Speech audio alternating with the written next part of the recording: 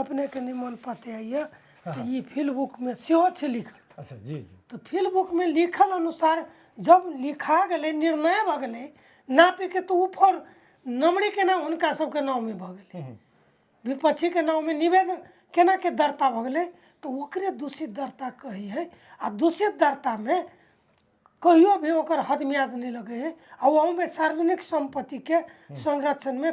ओकरा क्यों उजरी कर सके अनुमति लके अदालत के अनुमति लके उजरी करते तो बदर भए दर्तो भेल रहती तो बदर भए। अपने सबके लगे छला जे स्टे ऑर्डर हेबे करते जी जी हम तब ढुक चल कि स्टे ऑर्डर होबे करते हमरा बुझाए बेसी मेहनत तो नहीं करे पड़ती बहस में। आ हम सब जे बहस के लिए वैसे कन्विंस भेलिए बेंचो कन्विंस भेले आ बेंच सकारात्मक भेले वास्तव में यो